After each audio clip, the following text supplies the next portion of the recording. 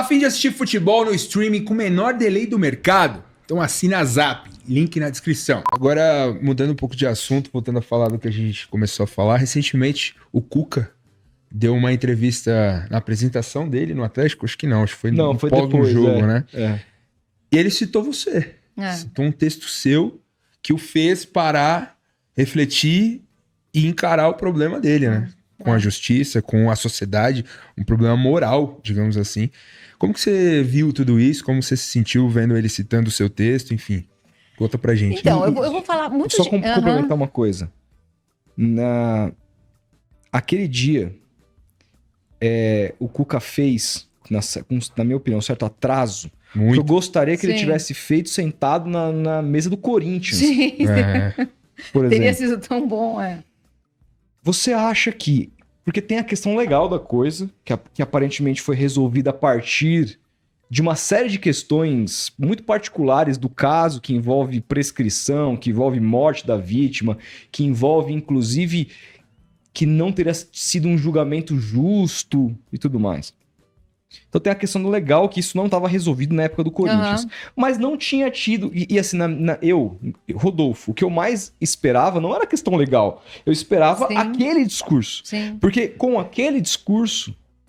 E a gente falou sobre isso na época. Na época, a gente falou, o Zupac foi no podcast, a gente falou, pô, se o Cuca virasse, reconhecesse, falasse, pô, vou doar meu salário pra instituições que lutam pela causa feminista. Não, o salário, é parte do salário, né? Tipo, porra, se colocasse como um cara que tentar resolver o passado dele. E que falasse sobre essa questão da maneira como ele falou ali. Você acha que se isso tivesse acontecido naquela época do Corinthians, ele teria sobrevivido a todas as críticas no cargo naquele momento? Cara, eu acho que sim. Eu também acho. Eu acho que sim. Embora, legalmente, como você falou, tivesse num outro momento. Sim. Né? Então, a parte legal, ele foi lá e resolveu. Uhum. Mas ele foi, até agora, a primeira pessoa que se implicou num problema social. Um boleiro. Falando linguagem da boleiragem, né? Se ele realmente agir, eu acho que já é um grande começo, tá, gente? Uhum. Eu vou falar muito genericamente sobre isso, porque logo depois que aconteceu, eu fui muito criticada por uma parte de feministas que eu gosto, que eu respeito, que eu admiro. Não sei nem se vocês viram, eu escrevi um texto sobre isso. Não. Falando que a gente não poderia agora se desunir. Uhum. Então, eu vou falar genericamente, amplamente, assim, para me proteger emocionalmente mesmo. Tá. Porque é pela minha saúde Uhum. mesmo. Mas eu acho que se ele ou qualquer outra pessoa entrarem nesse jogo, vou colocar de um outro jeito, assim, o mesmo machismo que faz com que uma mulher seja estuprada a cada 8 minutos, em números muito subnotificados, faz com que alguns homens só escutem a voz de um outro homem. Não adianta eu falar. E se for alguém de dentro do futebol, um ídolo, a voz é muito amplificada. É por isso que os movimentos feministas ficam gritando, falem.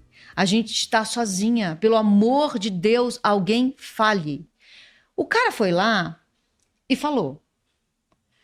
O que ele vai fazer a partir de agora, se ele agir, vai ser melhor ainda. Porque é uma transformação de dentro para fora. De uma voz que tem um timbre que outros homens escutam. Então, eu fico muito emocionada de achar que a coisa pode estar se transformando, tem um movimento que não vai ter volta, e eu fico duelando com essa sensação de que as pessoas se transformam. As pessoas se transformam. A gente começou o programa falando das nossas transformações. Uhum. Eu tenho vergonha da pessoa que eu fui, eu tenho vergonha do erro que eu cometi com o Rogério.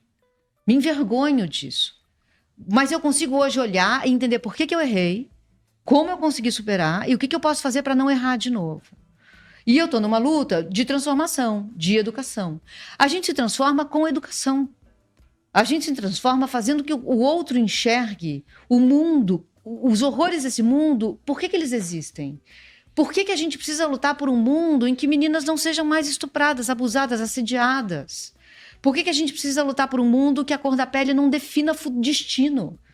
que a anatomia não defina destino.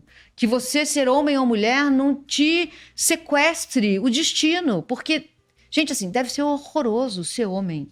E você crescer ouvindo, não chora. Aguenta o mundo nas suas costas. Você vai lá e faz teu corre, que você vai ter que sustentar a porra de uma família sozinho. Não se deixa atravessar. E vocês são socializados em oposição ao que é ser mulher. Chuta que nem homem, isso é coisa de mulherzinha. Então, quando você coloca o feminino nesse lugar tão pequeno, você também é socializado de modo a entender que o que é feminino é menor, é ruim. Precisa, é qualquer coisinha ali. É horrível, deve ser horrível mesmo ser homem, gente. É cis, né? Porque é muita pressão. Por isso que eu pensei em desenhar um curso Feminismo para Homens, que eu escrevi com a antropóloga Paola Lins. Porque o machismo, ele mata a mulher, mas ele aprisiona vocês. A gente vê a nossa jaula, vocês não veem a jaula de vocês. Vocês não sabem como vocês estão aprisionados nessa camisa de força, que é ter que agir assim, assado, assado. Você não poder deitar no colo de um amigo teu, falar, cara, eu tô mal. Tô mal hoje, eu não tô bem. O que você tem? Eu não sei, eu preciso de colo. A gente, pelo menos a gente consegue fazer isso, mulheres com mulheres. Vocês não. O homem parece que é proibido ser sensível, né? Vocês são demonstrar proibidos. sensibilidade. Vocês são proibidos. O capital o simbólico de vocês vem de vocês se fecharem, aguentar tudo nas costas. E aí vocês vão beber. Aí vocês vão, sei lá, fazer o quê, entendeu? Uma válvula de escape. Ser né? violento, bater, né? Beber até cair, usar outro tipo de droga. É uma válvula de escape. 80%, eu acho, não sei se eu estou falando isso certo, gente. Alcoólatras são homens. O suicídio masculino é muito maior do que o feminino. É difícil vocês irem fazer terapia. O Richarlison falou agora sobre terapia. Foi meu Deus, ó. É difícil o time ter um psicólogo, uma psicóloga. Eu tô fazendo tem 1 mês e meio. Me arrependi de não ter começado antes. Eu já faço há mais de 1 ano também. Então, a gente precisa olhar para esse mundo que socializa meninos e meninas de um jeito tão diferente, tão violento com ambos. Uhum. É violento com os dois. Você conversou com ele? Com o Cuca? Ele chegou a falar com você? Chegou, conversou. Então, eu vou deixar muito no genérico, porque eu preciso me proteger emocionalmente. Tá. Eu realmente apanhei disso. Mas a gente se falou, sim. Uhum. A gente se falou.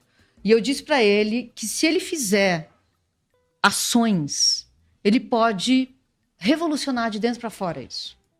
Assim, aí me perguntaram, né, uma vez, mas então ele vai limpar a barra dele? Gente, assim, não é sobre isso, né? Não é.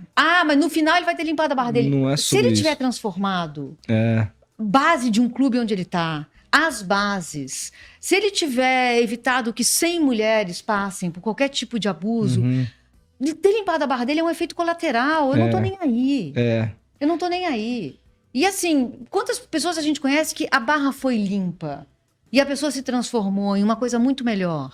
Homens e mulheres, com erros que a gente já cometeu, com crimes que a gente já cometeu. O Código Penal é tão enorme que todo mundo já cometeu algum tipo de crime. E aí, assim, ele tem aquela coisa do tipo assim, as pessoas vão sempre se lembrar das coisas que você fez. Ninguém tem a barra limpa. Você mesmo, até hoje, quanto tempo aconteceu o negócio do Rogério, você muitas vezes é lembrada por isso? Muitas não. Né? Só olhar o chat aqui, Então, tem alguém que falou. Então, assim, tipo, obviamente que as pessoas não vão se esquecer do que foi aquilo. Porque elas até se esqueceram por muitos anos, né? Dada a falta de cobertura, dada a falta de ênfase. Isso precisou ser cavucado na memória das pessoas e contado para pessoas que nem ficaram sabendo do que aconteceu. O Cuca trabalhou 2005 no São Paulo, no Goiás, 2004, 2005 no São Paulo, depois. Trabalhou no Palmeiras, foi campeão. Botafogo, Santos, Botafogo, Cruzeiro. Santos. E chegou no Corinthians. Então, porque a gente está num outro momento histórico. Mas aí a gente precisa fazer o recorte, por exemplo, de gênero. Em relação ao meu erro, se eu fosse um homem, eu não seria xingada como eu sou. A mulher erra pelo gênero. Quando eu errei pelo gênero. Por exemplo, você vai sair agora, vai ver uma mulher não conseguindo fazer uma baliza. Você vai dizer, mulher não sabe fazer baliza. Não é essa mulher não sabe fazer baliza. Se você vira um homem... Eita, esse cara é ruim de baliza, hein? É esse cara. Entendeu? Claro. Então, a gente precisa fazer esse recorte. Existe esse recorte. Isso não quer dizer que a gente não tenha que se implicar nos nossos erros. Dizer, não, o que aconteceu comigo foi machismo. Não é verdade, eu errei. Eu errei. Se eu falar foi machismo, eu estou fugindo do meu erro. Né? Então, todas nós, a gente vai ter que se implicar. A gente vai ter que passar por essa vida, idealmente, recuperando nossos erros em busca de algum tipo de redenção. Né? Não tô falando do Cuca não, tá, gente? Porque ali foi a imputação de um crime. Mas ainda assim, legalmente, ele foi lá fazer o corre dele, né? Eu gostaria de ter tido essa chance. Você acha que se o Robinho e o Daniel Alves, por exemplo, no futuro aí, daqui uns 10 anos, tocarem nesse assunto e tratarem do caso parecido com o que o Cuca tratou, não só citando você, mas falando de uma forma aberta, reconhecendo o erro, enfim, se colocando à disposição da sociedade para melhorar a vida das mulheres em algum sentido, você acha que eles seriam aceitos também, de novo? Eu acho que sim. Sabe por que eu acho que sim? Primeiro, porque você vê a transformação na pessoa, você viu como o Daniel Alves saiu da prisão. Não tem uma gota de transformação. A entrevista do Robinho recente, agora para Record, meu Deus do céu. Colocando como culpando a vítima. Você sabe que não tem eles não colocaram o dedão do pé num caminho minimamente transformador, né? Mas existem recursos que... Eu vou dar um exemplo ridículo. Tá. Mas assim, eu morei nos Estados Unidos, eu dirigia muito mal. Eu aprendi a dirigir imbuída de uma masculinidade muito forte. Eu corria muito, eu acelerava, eu ultrapassava. Se eu fosse pista dupla, eu fosse ultrapassar e tivesse um carro vindo, eu ultrapassava no acostamento. Gente, era um negócio bárbaro. Velozes e Furiosos. Velozes e Furiosos, Fui morar nos Estados Unidos e levei uma multa, que eu não tinha dinheiro para pagar. E o guarda falou, você pode fazer a escolinha. Aí abate 80% da multa, uma coisa assim. Falei, vou lá na escolinha, era um dia só. Cara, foi um processo tão transformador de ver. Eles explicaram o que é um carro, o carro é um meio de transporte. Fizeram ver uns vídeos assim que eu nunca mais vou esquecer a respeito de acidentes de trânsito. Porque lá, quando acontece um acidente muito sério, vai uma equipe de vídeo também. Então, tem coisas assim que eu vi que eu realmente não gostaria de ter visto, mas nunca mais eu dirigi como eu dirigia. Nunca mais. A Tatiana reclama que eu ando muito devagar agora. É isso. Eu não levo multa, gente. Eu não levo multa. Então, assim, tem um tipo de processo de reforma, de política, é um sistema restaurativo. Existe a justiça restaurativa. Que você transforma a pessoa, coloca as pessoas para trabalharem na Lei Maria da Penha, com mulheres abusadas, para ouvir o que essas mulheres vão dizer, ver o que passa uma mulher abusada. A pessoa se transforma verdadeiramente. Vocês viram um documentário que chama Human? Não. Tá no YouTube. Primeiro depoimento, é uma câmera bem fechada no rosto das pessoas. Você vê um cara, um homem negro, com um uniforme de prisioneiro americano. E ele fala que ele está preso, prisão perpétua ou no corredor da morte, eu não lembro. Por que ele está preso? Ele fala, eu cometi o pior dos crimes. Eu matei, eu acho que teve violência sexual, uma mãe e uma filha. É um negócio, assim, indizível. E ele fala, meu pai me ensinou que amor rimava com dor. Ele me batia com ferro e dizia, eu tô fazendo isso porque eu te amo. Caramba. Eu cresci sendo esse cara que achava que amor tinha que ter dor. E eu aprendi, e aí ele começa a chorar. E você vê que a coisa é verdadeira. Foi aqui na prisão, da onde ele não vai sair ou vai morrer, que eu entendi o que era amor. E quem me ensinou foi a mãe da vítima. Ela veio aqui e ela começou a me frequentar. E a gente começou a falar. Isso foi só através dessa pessoa que eu entendi o que é amor. Então, assim, é o horror, é o indizível. Mas as pessoas se transformam em todos os níveis. Então, se o cara vai ficar preso 20 anos e sair sem se transformar, não me interessa. Mas se falarem, olha, ele vai passar por um processo, ele vai sair daqui a 6 meses com a total consciência do que ele fez. Ele vai dedicar a vida dele a transformar o mundo. Quem sou eu para dizer, não, jamais, continue punindo aí? Sim. Sabe? Eu sei que é difícil. Eu fui abusada. Eu sonhava em matar o meu abusador, um dos meus abusadores. O cara morreu sem eu ter ido lá dado um murro na cara dele. Eu gostaria de ter ido. Mas não fui, você não vai. Não... Morreu de uma doença, apodreceu. Então, eu não sei, gente. Eu não tenho uma resposta para isso, sabe? Mas a gente precisa todo mundo se transformar Sim. para fazer disso aqui um mundo melhor.